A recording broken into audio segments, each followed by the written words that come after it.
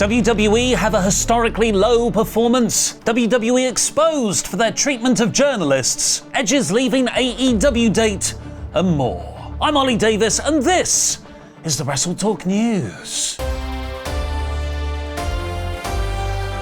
Support WrestleTalk!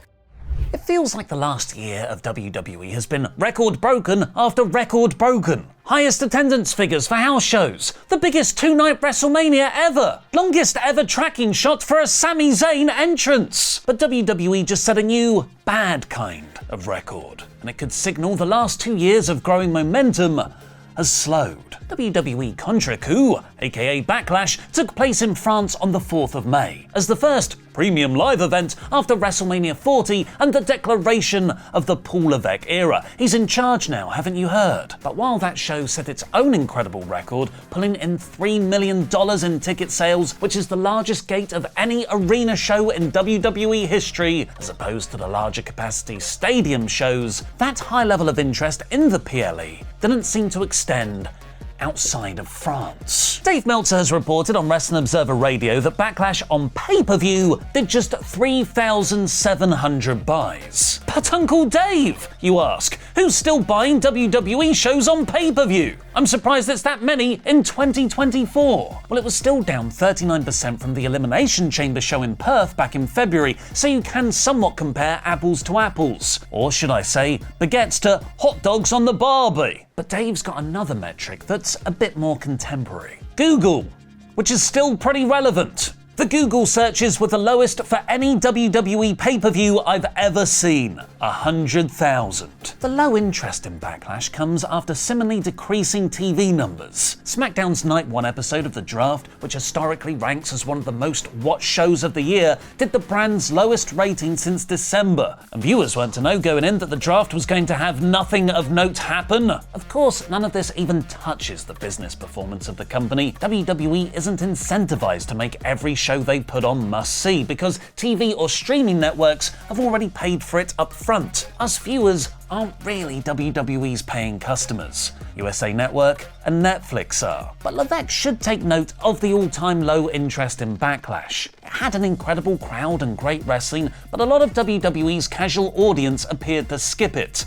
In other words, it's an NXT takeover from the black and gold era, because all the fans that WWE picked up in their molten hot period from January to April have seen the Cody story they got whipped up in finished, and the two biggest stars of Roman Reigns and The Rock disappear. But as much as I love AJ Styles, the numbers don't lie. He wasn't the big first program Cody's title reign needed. How would you recapture WWE's hot streak in these post-Mania months? Let me know in the comments down below, because I'll be replying to people from out of booking New Blood versus OG Bloodline. But Backlash performance wasn't the only thing WWE failed at that weekend. It's become traditional for both major wrestling companies to hold media conferences following their major events, and despite things often going against the way they want them to, they still persist in doing them. WWE in particular can't seem to figure out what they want from them. They invite real journalists as if it's a real sports event, but then get flustered when those real journalists ask real questions, like Levesque's seemingly unprepared response to a Vince McMahon question after the Royal Rumble, which was so obviously going to get brought up. The most recent incident happened following Backlash, where the vast majority of questions were fluffy softballs like, how does it feel to be so successful? Oh my god, what's it like to have such an amazing crowd? The sort of questions WWE would script for its backstage interviewers up until 2 years ago. There was still some time left in the conference though, so Levesque asked for one more quick question, where French journalist Lucas Charpiot asked about Fightful and PW Insider's report that WWE had recently released Drew Gulak and whether it had anything to do with Ronda Rousey's allegation against him. Levesque responded by burying Fightful and PW Insider, implying they weren't credible, despite him then confirming Gulak had departed the company, albeit because his contract wasn't renewed rather than a release. WWE reportedly privately apologized to Fightful and PW Insider, but Sean Ross Sapp joked about wanting a public one and a cheese basket. so WWE actually obliged with a bit of make-up fun. But they should probably also apologise to Sharpio, the person who actually asked the question, especially because he's French and would love the cheese. In an interview with John Pollock and Brandon Thurston, two persistent thorns in WWE's media bubble sighed as they also ask actual questions rather than softballs. Sharpio revealed this. PR, as soon as I sent my question to Triple H, said to me, "What a dumb thing to do." And so I knew there was going to be backlash online, but I wasn't. Somebody from WPR said that was. Sorry, Lucas. Somebody from WPR said that was a dumb thing to do, to ask your question. Yeah, right after I asked it, he looked at me and said, "What a dumb thing to do." Wow. That's very discouraging. That's very disappointing to hear that. Sharpio added that he was paid to be at that media conference as a journalist, not as a fan. And that's an important distinction WWE need to figure out for those Q&As moving forwards. Either have actual questions, or give me drunk Jey Uso. Do you feel him, sir?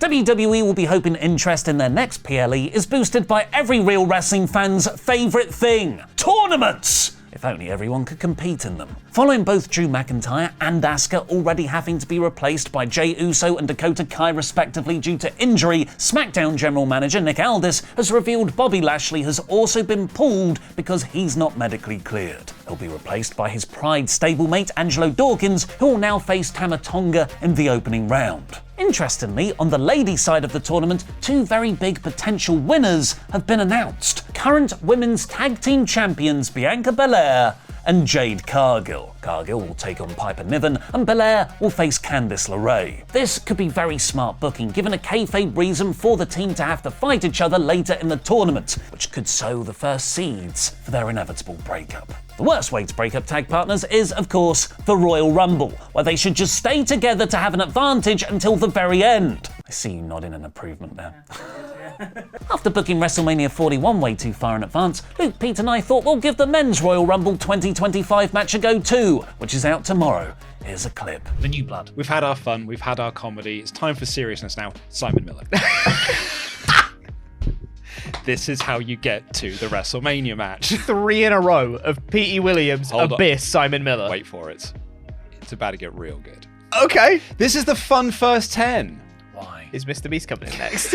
Subscribe and enable notifications to know when that goes live tomorrow first. Adam Copeland, the former Edge in WWE, won the King of the Ring back in 2001. He's won world titles and Royal Rumbles since, and has retired, returned, and even jumped brands to AEW. Now, after a 32-year career, he's revealed he's winding down. In an interview with Chris Van Vliet, Copeland revealed he has a year and a half left on his AEW contract. He's got a lot of business and people he wants to wrestle in that time, which will surely include reteaming with his long-term best friend and tag partner Christian. But after that, at the end of 2025, he'll be retiring for good. At which point he'll be a dad, walk his dogs, and occasionally act. One other thing he wants to do before he hangs up his boots, hopefully get spooky with Gangrel. Edge fought Finn Balor in Hell in a Cell back at WrestleMania 39, where Copeland brought back his Brood gimmick from the 90s in his entrance. At the time, it was heavily reported his faction leader Gangrel would make an appearance with him,